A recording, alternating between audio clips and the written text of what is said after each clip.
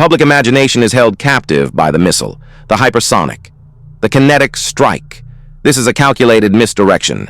The mathematical certainty is that the kinetic cost of a peer-to-peer conflict is unpayable. Adversaries will not engage in a symmetric fight they cannot win. The true vector is not an explosion. It is silence, the systemic severing of the West's digital nervous system.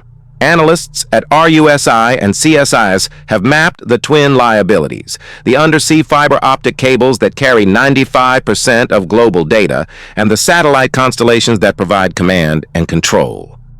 The objective is not to defeat the American military. The objective is to blind it, to engineer a blind Leviathan, a state with unmatched conventional power, but no ability to see, hear, or coordinate a response, a solvency crisis triggered by a silver shock, Source 3, or an information blockade against an ally, Source 2, cannot be met with a carrier group if the targeting data is gone.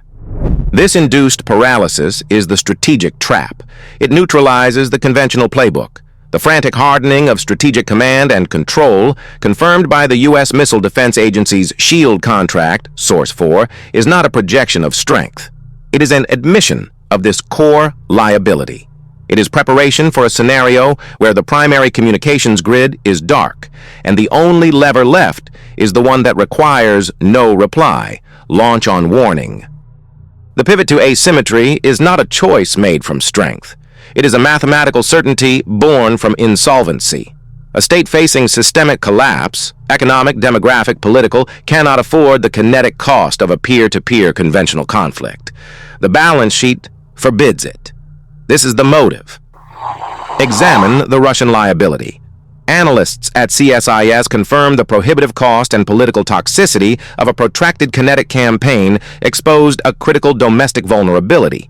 When a regime's survival is threatened internally by an unpopular resource-draining war, its strategic calculus is forced to change.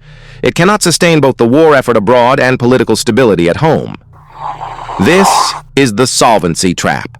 It forces a pivot. Weakness mandates a new vector that bypasses expensive conventional military power and directly targets the opponent's core liabilities. The battlefield is shifted from the physical domain, where they cannot win, to the financial and cognitive domains seen in attacks on markets and alliances. Sources 2-3. This is not aggression. It is a leveraged buyout of geopolitical influence, executed through non-kinetic protocols. The objective is to manufacture a crisis so severe that the conventional response playbook is rendered useless, forcing a superpower to confront its final, most dangerous liability. Its dependence on the nuclear deterrent as the ultimate backstop for conventional weakness. The entire strategic liability can be reduced to a single equation. Analysis from the Royal United Services Institute, or USI, puts the kinetic cost of a modern main battle tank at approximately $5 million. The cost of the FPV drone that destroys it is $500. This is not a market fluctuation. It is a systemic solvency crisis for Western military doctrine. This 10,000 to 1 cost disparity represents a fundamental economic inversion, what intelligence analysts label the democratization of violence.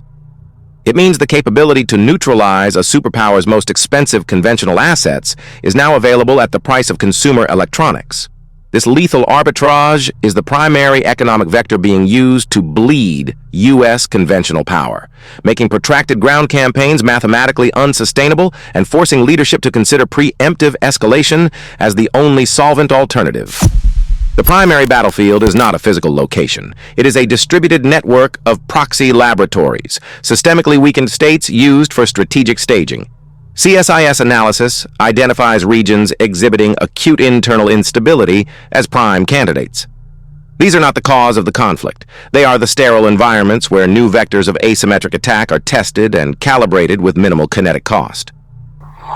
Within these gray zones, a blueprint for non-kinetic warfare is being perfected. We see information warfare protocols like the anti-Taiwan messaging campaigns noted by Japanese scholars being stress-tested to fracture alliances. Simultaneously, financial solvency attacks are rehearsed. The strategic commodity squeeze on silver driven by Chinese curbs and supply constraints is a field test for triggering a liquidity crisis against a primary target. The objective of this staging is data acquisition. Adversaries are calculating the precise dosage of economic and political pressure required to paralyze a nation's response capability. Every cyber attack, every manufactured supply chain crisis, every instigated protest provides data points.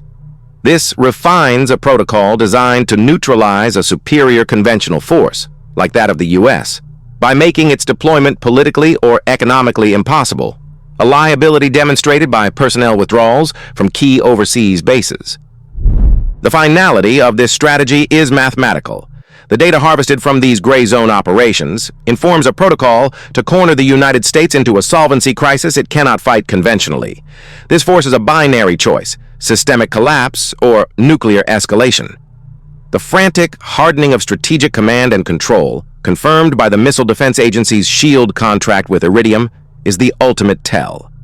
It is an implicit acknowledgement that the conventional game is being lost, and the only remaining lever is the one that guarantees a zero-sum outcome. The Nuclear Command Protocol operates under a brutal mathematical certainty: time. An incoming intercontinental ballistic missile reduces decision-making from hours to minutes. This is the operational reality behind launch on warning. It is not a policy of aggression, it is a protocol dictated by physics.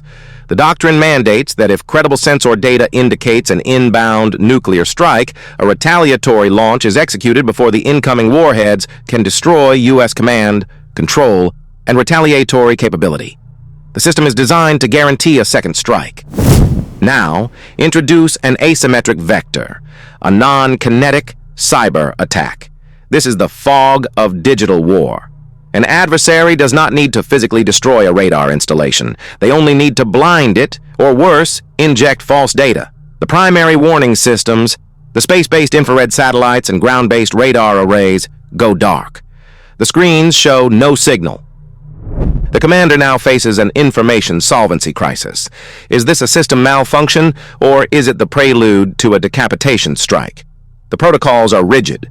Waiting for confirmation risks total annihilation. Launching on ambiguous data risks global thermonuclear war. CSIS analysis confirms that an adversary's primary objective in a pre-conflict scenario is not to destroy assets, but to create paralyzing ambiguity within the U.S. Nuclear Command, Control, and Communications NC3 structure. This is the strategic trap. By exploiting this doctrinal liability, an adversary forces a binary choice based on fear, not fact. The frantic hardening of strategic communications, evidenced by the U.S. Missile Defense Agency's SHIELD contract with Iridium, is an open admission of this vulnerability. The true systemic risk is that our own launch protocol, when blinded by a cyber attack, becomes the primary accelerant for nuclear escalation. The protocol of asymmetric escalation is not theoretical. It requires testing, a calibration shot to measure response time, political paralysis, and economic pain tolerance. The financial warfare demonstrated by the silver supply squeeze, Source 3, and the information warfare seen in anti-Taiwan messaging, Source 2, are merely domain-specific probes. The true test must target a systemic liability at the intersection of the digital and physical. Analysts at CSIS have long warned that the kinetic cost of defending overextended supply lines and forward bases, Source 1, has made the U.S. homeland the strategic center of gravity. The adversary's objective is therefore to demonstrate a capacity for catastrophic disruption inside U.S. territory without crossing a kinetic threshold. This forces a solvency crisis, not a military one. The calibration event will occur within the next 12 months. Expect a multi-day, attribution-impossible data corruption event, targeting the customs and logistics clearance systems of a primary U.S. West Coast port. It will be presented as a catastrophic system failure or ghost ransomware. This is not the attack. It is the measurement. It is designed to confirm that the U.S., unable to execute a conventional response, is being systematically driven toward the launch on warning posture confirmed by the hardening of strategic command systems, Source 4.